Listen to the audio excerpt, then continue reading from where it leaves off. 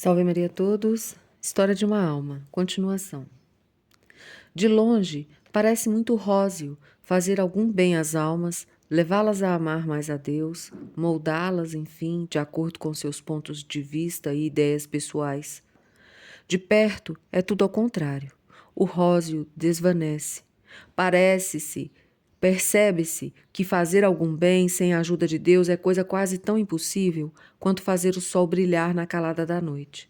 Percebe-se a absoluta necessidade de se pôr de lado seus gostos, suas concepções pessoais e guiar as almas pelo caminho que Jesus lhes traçou, sem tentar fazê-las andar pelo caminho individual. Isto, porém, não é o mais difícil. O que mais me custa, acima de tudo, é observar as faltas, as mais leves imperfeições, e mover-lhes guerra de morte. Ia dizer que infelizmente para mim, mas isso não, seria falta de coragem. Digo, portanto, para a felicidade de minhas irmãs, que depois de me colocar nos braços de Jesus, sou como uma sentinela que espreita o inimigo, da mais alta atalaia de um castelo forte. Nada escapa aos meus olhares. Muita vez fico espantada de enxergar tão claro nestas coisas e acho bem justificável o profeta Jonas por ter fugido em vez de ir anunciar a ruína de Nínive.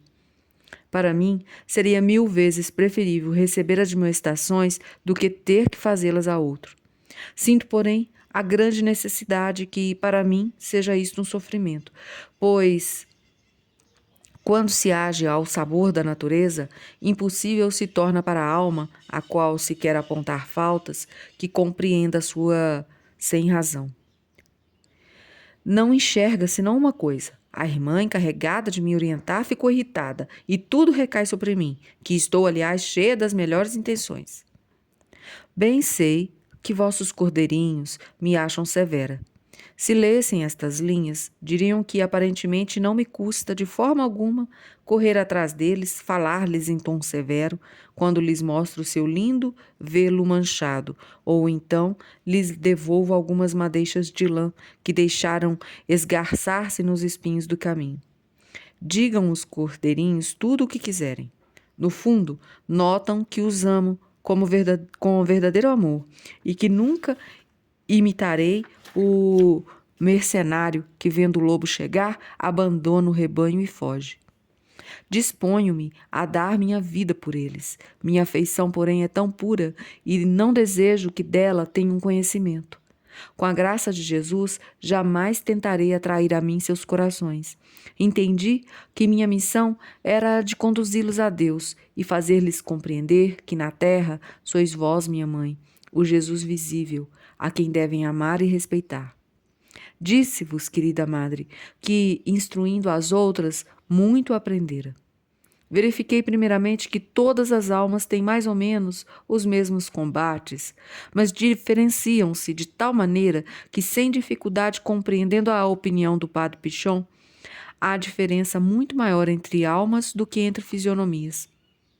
Por isso, é impossível haver-me com todas da mesma maneira. Com algumas almas, percebo que tenho que diminuir-me, de não recear humilhar-me, revelando seus combates, minhas derrotas. Ao verem que tenho as mesmas fraquezas que elas, minhas irmãzinhas me confessam, por sua vez, as faltas de que se recriminam e se alegram de que as compreendera de própria experiência. Com outras, percebi que, para lhes fazer algum bem, preciso, pelo contrário, usar de muita firmeza e nunca me desdizer de alguma afirmação. Curvar-se não seria então ato de humildade, mas de fraqueza. O bom Deus concedeu-me a graça de não ter medo de guerra. Preciso a todo custo cumprir minha obrigação. Mais de uma vez ouvi o seguinte: se quiserdes conseguir de mim alguma coisa, é necessário que me leveis pela bondade. À força não obtereis coisa alguma. Sei por mim que ninguém é bom juiz em causa própria, e que a criança, a quem o médico submete à dolorosa operação, não deixará de soltar berros, afirmando que o remédio é pior do que a doença. Logo, porém, que esteja curada, alguns dias mais tarde, sentir-se-á muito feliz por poder brincar e correr. Outro tanto acontece com as almas. Bem depressa reconhecem que muitas vezes um pouco de amargura é preferível ao açúcar e não se acanham de o declarar. Não posso, às vezes, conter um sorriso por dentro, quando vejo que mudança ocorre de um dia para o outro. É extraordinário. Chegam a dizer-me: ontem tivestes motivo de ser rigorosa. No começo senti revolta, mas depois repassei tudo pela mente e cheguei à conclusão de que fostes justa. Escutai. Quando ia saindo, pensava que tudo estava acabado e dizia com meus botões: procurarei nossa madre e dir-lhe-ei que já não quero saber de minha irmã Teresa do Menino Jesus. Notei, porém, ser o demônio quem me inspirava semelhantes coisas, e pareceu-me depois que rezáveis por mim. Tranquilizei-me, então, e a luz começou a clarear. Agora, pois, precisai dar-me boa orientação, e para esse fim me apresento. A conversa entra logo em andamento. Sinto-me toda feliz de poder dar largas ao pendor do coração e não servir nenhuma iguaria amarga. Sim, mas logo percebo que não posso ir longe demais. Uma única palavra deitaria abaixo todo o belo edifício levantado entre lágrimas. Se tenho a má sorte de proferir palavra que pareça atenuar minha afirmação da véspera, vejo minha irmãzinha querer agarrar-se a subterfúgios. Faço então, em meu íntimo, breve oração, e a verdade sempre triunfa. Ah, é a oração, é o sacrifício que constituem toda a minha força. São as armas invencíveis que Jesus me deu, muito mais do que palavras, podem sensibilizar as almas, e disso tive experiência muitas vezes. Houve entre todas uma que causou doce e profunda impressão. Foi na Quaresma. Ocupava-me então só com uma única noviça, aqui existente, da qual era o anjo. Uma manhã veio toda contente procurar-me. Ah, se soubesse, disse-me o que sonhei esta noite. Estava com minha irmã e queria demovê-la de todas as vaidades que tanto estremece, e por isso lhe expliquei a estrofe do Viver de Amor. Amar-te, ó Jesus, que perda fecunda. Todos os meus perfumes são teus para sempre. Percebi perfeitamente que minhas palavras lhe calavam na alma. Fiquei extasiada de alegria. Acordando esta manhã, cuidei que o bom Deus talvez queira que lhe dê esta alma. Que tal se depois da Quaresma lhe escrevesse para contar meu sonho, dizendo-lhe que Jesus a quer exclusivamente para si? Sem mais delongas, declarei-me-lhe que poderia muito bem experimentar, mas antes precisaria pedir licença à nossa madre. Como a Quaresma estava longe do fim, ficaste surpresa, madre muito amada, com um pedido que vos pareceu muito antecipado, e certamente por inspiração do bom Deus, respondestes que as carmelitas deveriam salvar almas, não por cartas, mas pela oração. Depois de tomar conhecimento de vossa decisão, compreendi imediatamente que vinha de Jesus e disse à irmã Maria da Trindade: precisamos pôr mãos à obra. Vamos rezar bastante. Que alegria, se no fim da Quaresma formos atendidas. Ó, infinita misericórdia do Senhor, que se compraz em atender à oração de suas filhas. No fim da Quaresma, mais uma alma se consagrava a Jesus.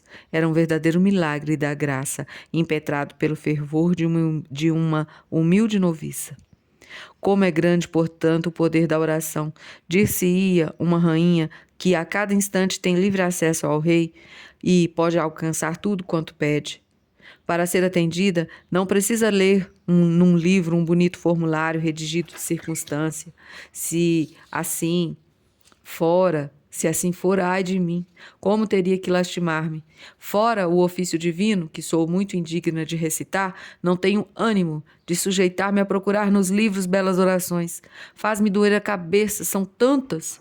Ainda por cima, todas são mais bonitas do que as outras. Não pode recitá-las todas. E não sabendo qual delas escolher, faz como crianças que não sabem ler. Digo muito simplesmente ao bom Deus o que lhe quero dizer, sem usar belas frases, e ele sempre me entende. Para mim, oração é um impulso do coração, é um simples olhar que se lança ao céu, é um grito de gratidão e de amor, tanto no meio da provação quanto no meio da alegria. Enfim, é algo de grande, de sobrenatural, que me expande a alma e me aconchega a Jesus. Não desejaria, contudo, minha madre muito amada, julgasses que orações feitas em comum, no coro ou nos cemitérios, eu as recite sem devoção. Pelo contrário, aprecio muito as orações em comum, pois Jesus prometeu estar no meio dos que se congregam em seu nome. Percebo, então, que o fervor de minhas irmãs supre o meu. Mas quando estou sozinha, tenho vergonha de confessá-lo. A recitação do terço custa-me muito, mais do que a aplicação de um instrumento de penitência. Percebo que o rezo tão mal. Por mais que eu queira meditar os mistérios do rosário, não consigo concentrar o espírito. Andei muito tempo profundamente aflita com uma falta de devoção que me causava espanto, pois tão grande é o meu amor à Santíssima Virgem que deveria ter facilidade em recitar em sua honra orações que lhe são agradáveis. Agora aflijo-me menos. Penso que, sendo minha mãe a rainha dos céus, verá minha boa vontade e com ela se contentará. Alguma vez encontrando-se meu espírito em tão grande aridez que lhe não posso arrancar um pensamento que se una ao bom Deus, recito muito pausadamente um Pai Nosso e a seguir a saudação angélica. Estas orações, então, arrebatam-me e nutrem muito mais a minha alma do que se eu as recitasse precipitadamente uma centena de vezes. A Santíssima Virgem dá-me provas de que não se contenta comigo, que não se descontenta comigo. Nunca deixou de proteger-me no mesmo instante que a invoque. Quando me sobrevém uma inquietação, um contratempo, bem depressa me volvo para ela e como a mais carinhosa das mães, sempre toma ao seu encargo os meus interesses. Quanta vez, na ocasião de falar às noviças, cheguei a invocá-la e a sentir os benefícios de sua maternal proteção. Vamos parar por aqui, porque ela vai começar a contar um outro fatinho, e esse fatinho nós deixaremos para amanhã. A frase de hoje está próxima do final aqui, mas vale a pena repeti-la, né? Aprecio muito as orações em comum, pois Jesus prometeu estar no meio dos que se congregam em seu nome. E vale lembrar aqui que rezar um texto em família, que rezar uma oração numa fila do banco com alguém que precisa, que parar com as irmãs e conversar sobre Nosso Senhor e Nossa Senhora, alguma coisa edificante sobre algum santo, é uma oração. E que são tantas as oportunidades que temos de estar juntos em oração e em comunhão com os irmãos, e ali com certeza está Nosso Senhor Jesus Cristo, que se quiséssemos não precisaríamos passar nem um minuto sequer sem essa certeza de que Nosso Senhor estaria no nosso meio. Basta vivermos com Ele, por Ele, para Ele, com Ele. A todos, salve Maria.